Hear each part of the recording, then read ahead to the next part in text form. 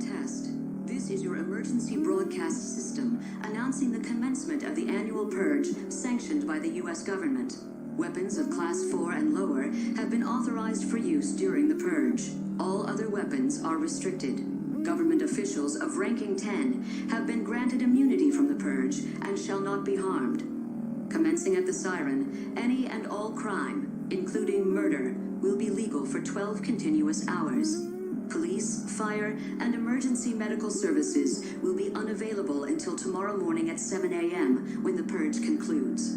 Blessed be our new founding fathers and America, a nation reborn. May God be with you all.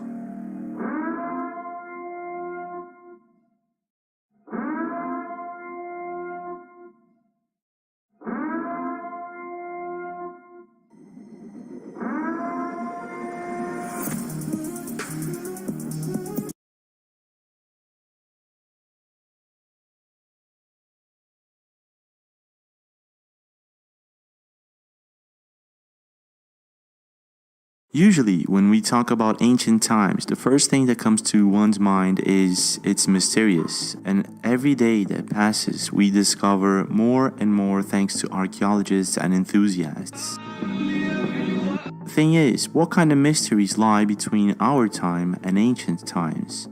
There was always these stories of this Chincana, this underground world, these tunnels. Looks like a giant footprint. Put my foot right there, and 2 more toes and a big toe.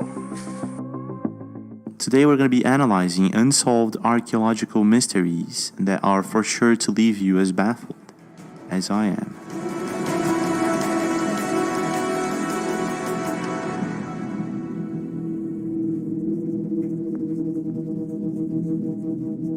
When it comes to ancient times, there is a theory that maybe the ancient world was more connected than we first thought. What if ancient civilizations were somehow connected by underground tunnels and cities? That would maybe help explain why we have ancient, similar structures found all over the world. Archaeologists and researchers to this day believe that the pyramids that can be found both in the Americas and in Egypt and many other places are just a coincidence. But what if they weren't? For instance, in Egypt, the Giza Plateau has an enormous underground system that is a combination of man-made caverns and tunnels as well as subterranean rivers and passages. And to this day, no one knows the exact length of some of these tunnels in Egypt. For example, after draining insane amounts of water from a shaft in Egypt, Kathleen Martinez and her team found something quite astonishing. At the end of the tunnel, there is a door.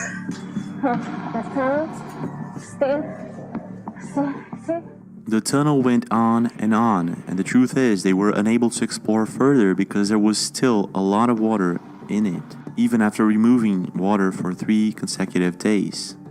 In Guatemala, 800 kilometers worth of tunnels have been mapped underneath the Mayan pyramid complex at Tikal. And Derinkuyu in Cappadocia in Turkey is probably the largest underground city that has been discovered to date. Not to mention ancient legends and myths of creatures that used to roam these places that came from inside these tunnels.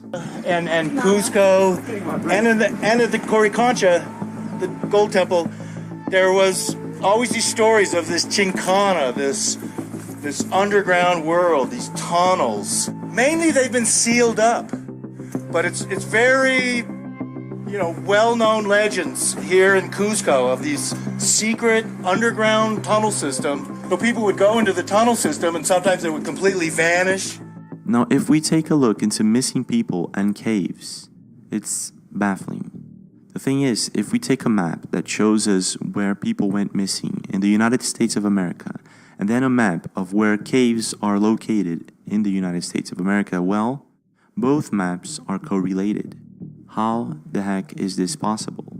So the number of people who went missing near or in caves is just astonishing.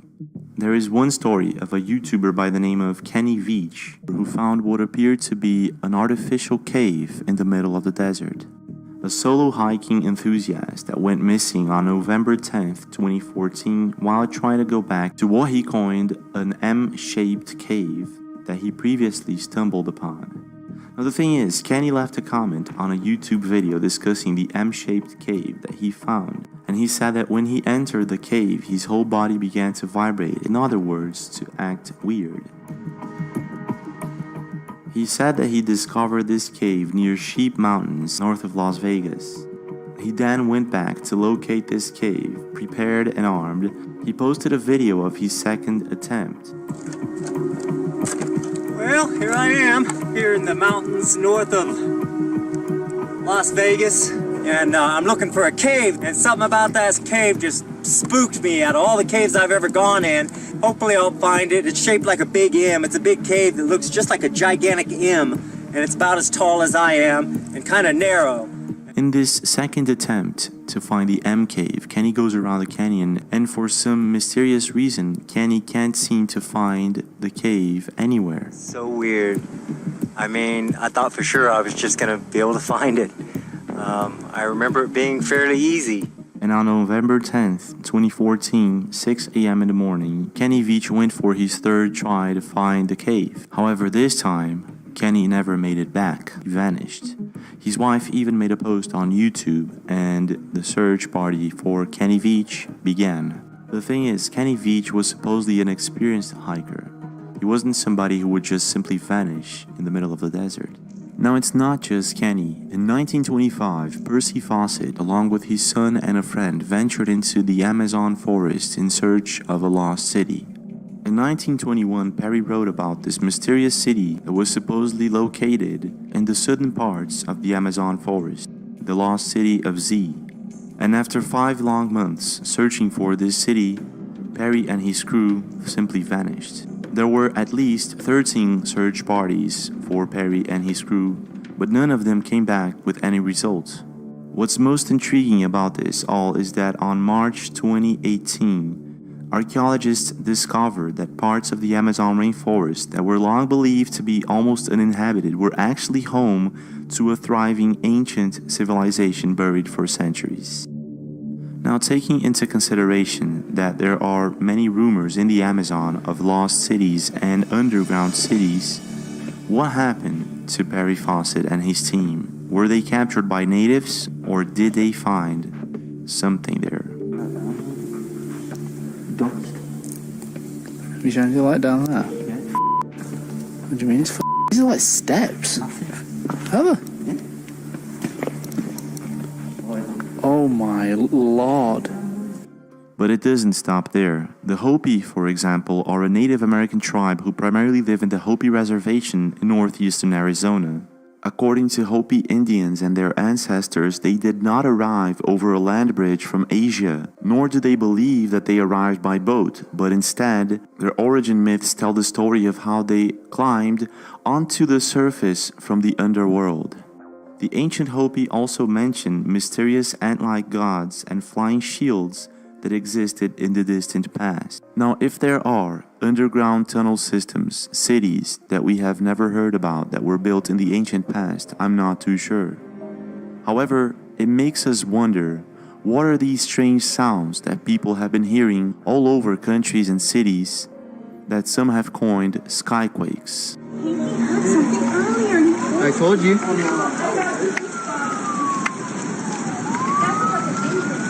You heard that? Yeah.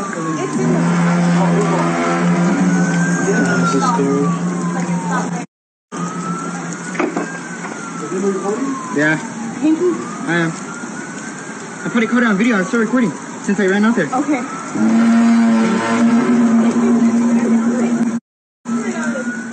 Now, some of these sounds haven't been confirmed as skyquakes, so what are they? Some people believe they could be coming from underground tunnel systems. The question is, what kind of underground tunnel system? These and many more accounts makes us question, is there anything down there? What is your opinion? Now, it must be a really cool job to be an archaeologist, I have to say. And one of the most intriguing finds ever is Lady Di in China.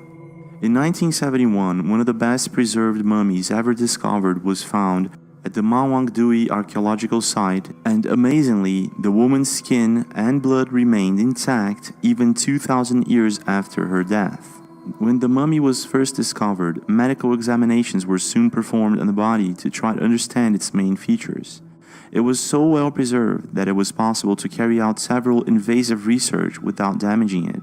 The thing is, scientists have never seen a mummy so well preserved before, and of course, Shinzui did not end up well preserved by chance. Scientists found that the interior of the tomb was covered with 20 layers of silk concealed within 4 elaborate coffins enclosed in one another. But the most mysterious of it all is the liquid that they found inside the tomb. It is said that when archaeologists first opened the tomb, there was a transparent liquid that soon evaporated, an acidic liquid that to this day no one knows exactly what it is. Scientists soon came to the conclusion that it was this liquid that was helping preserve the mummy so well. So well that the mummy's hair, skin, blood, tissue were all intact. Archaeologists had never seen anything like this before, and to this day no one knows how it was done. Now, I don't know about you, but I've watched the Flintstones many times when I was younger, and there was one thing that I used to question myself while watching it, and that was if dinosaurs and humans actually coexisted. Now, the official scientific explanation is that they didn't. We are here after our long journey to the San Gabriel dinosaur footprints. Is right there. Stepped right there. Amy, put your foot back in it again. Stepped right there. Right there. There's another one right here. The official response for such a question is that humans and non-avian dinosaurs never share this place, Earth, together. We did not ride them nor keep them as pets or harness them for domestic labor. The non-avian dinosaurs died out 66 million years ago. Now this is where things get really interesting. In 1562, Peter Bruegel painted what appeared to be two people riding two sauropods, a dinosaur species that was supposedly extinct millions of years ago. The thing is, the official explanation is that these are just camels. However, there are some people who look at the painting and disagree that these are just camels, that they don't look like camels at all. Now here's the catch. The first dinosaur species that was discovered was in 1819 by William Buckland. In other words, how did Peter Bruegel come to paint dinosaurs in mid-1500s unless, of course, he had seen it with his own eyes? It makes us wonder, doesn't it? Now the thing is, if humans and dinosaurs really shared an existence, at some point there should be footprints of humans and dinosaurs together. And well, there is a YouTuber who claims he found one. Here's the video. Hello, we are at the San Gabriel River, the South San Gabriel River that is, where there are many dinosaur footprints found right on the other side of those trees right there. So we're out looking for more footprints, and we believe we've stumbled across a very large human footprint, and here it is. Looks like a giant footprint. Put my foot right there, and it looks like the pinky toe, whatever the toe that is, and two more toes and a big toe. Now the more I look at this footprint, if this is a footprint, it actually does look like a giant human. If you move a little bit more that way, it looks like another big footprint, which has not really retained its original form. The thing is, this YouTuber was at the San Gabriel River on the other side of the river where dinosaur tracks can be found. And if you haven't ever seen them, here they are. And here's another one of his. They're probably like, I wish you would stop stepping in the foot so I could see them. All right. And then there's another one there. And then so came right here. Looks like he pivoted a little bit. Right here. It's a big dude. Big strides. Look at this. Oh, I'm doing the splits. Now there are more dinosaur tracks that can be found all over the world, and in my opinion, it's very curious how they all look alike. There was another YouTuber by the name of WillyBob9999 that found dinosaur tracks, he doesn't say exactly where, And again, the dinosaur tracks are very similar to the ones that are found all over the world. But it's very interesting because just next to these dinosaur tracks, an area is being paved. And I guess these dinosaur tracks are going to end up paved also. Well, anyways, what do you think about all this? Do you think there's any chance that humans and dinosaurs or dragons coexisted at some point in time in a very distant past, or is it just our imagination? Now, if there's one thing that we are probably very proud of in today's world is the technology that we have achieved. To be honest, we have achieved the unthinkable if you compare just a few decades ago. However, there is still a lot for us to learn. And for some mysterious reason, one of these things, one of these technologies that we still haven't mastered is ancient construction like the ones in Pumapunku and many others all over the world.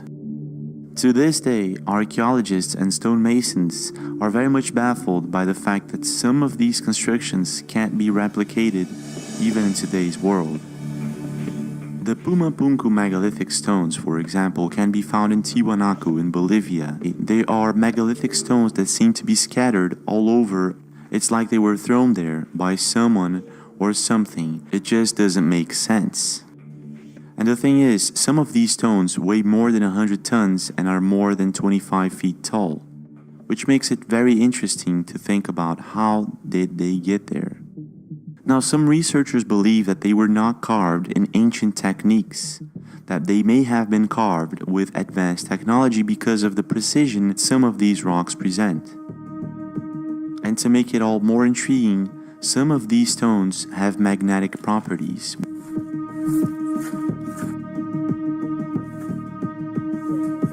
Yeah, they're going in the opposite direction, right? Which makes me think maybe there's something inside of them. Now, the curious thing is that if we try to replicate the ancient techniques and redo these megalithic stones, it's not possible. So how was this done 2,000 years ago or even more? In 1936, in Baghdad, a jar was found. 2 years later, a German archaeologist noticed that there was something strange about this jar.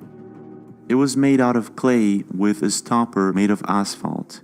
Sticking through the asphalt is an iron rod surrounded by a copper cylinder. The curious thing is that if you put vinegar or an acidic liquid inside the jar, it becomes a battery.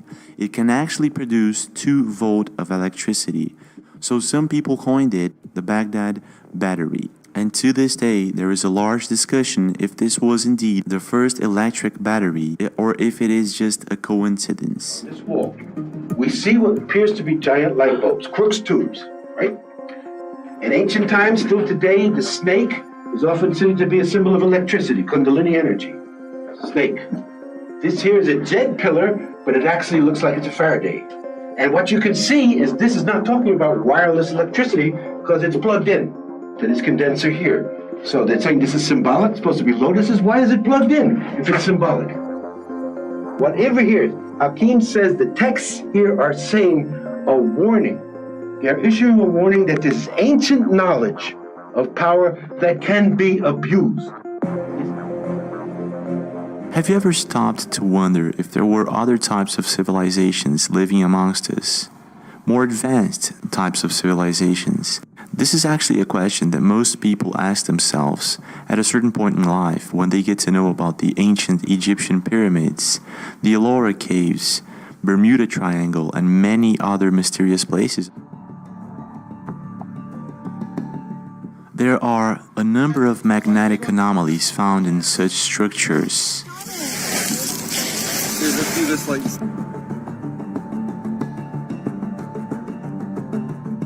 Mysterious places that till today baffle experts.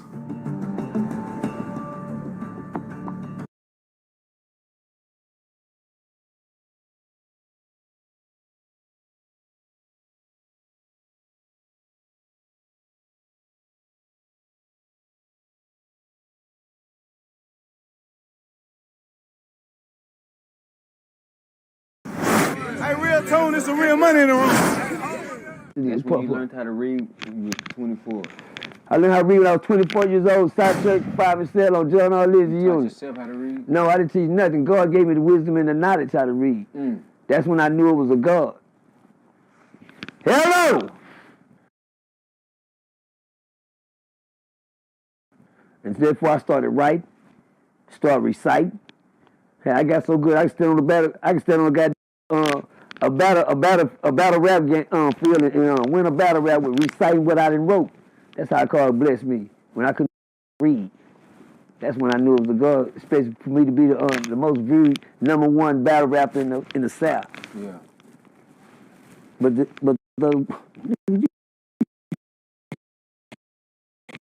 how you do that? He didn't know how to read. Oh, and I wrote everything. I got so good when God started teaching me how to write, I couldn't stop writing. So I get in prison and I started getting me tablets and I would write. Forward and write. If Bobby Supreme right there, and you know some things I couldn't even read, but I learned how to write. Look at Bobby Supreme right there, and I signed everything as OG Percy when I was in there, and I wrote it real well in script. It's a whole Bible right here. It's a whole Bible right here. It's a whole everything scripted, OG Percy. But I didn't stop there, and I wrote books after books after. Wrote Testament, Loyalty is Everything. I wrote Blue Flame Gang. I would write all this stuff at the end, books and writing. And I signed everything OG Percy. Somebody get a hold of this, you got a masterpiece. This is like an old Bible. And did you know how to read when you was writing this? Yes, sir. Yes, sir. Yes, sir. God had gave me the wisdom and the knowledge. I said, all right, you know how to read, but I don't know how to spell the word. yeah, that tripped me out. God, and I would write these books, man, say, now, when God gave me the knowledge, he said, you got it. Start writing. I started writing, perfecting how to write, how to put stuff together, how to sentence things, I'm like, damn, ain't nobody never taught me how to sound out a letter, a word, or nothing. Were you rapping before you went to jail at 17, or before you was going to prison? Were you even a rapper then? Yes, sir, I was a rapper, but I found out I didn't have shit. When it came to the business of the rapping. What you mean by that? I would write a complete song. You hear me? Let me get my Bobby Supreme on right quick. An artist come to you, and he get the rapper to you ask him what's next, you be like, right there.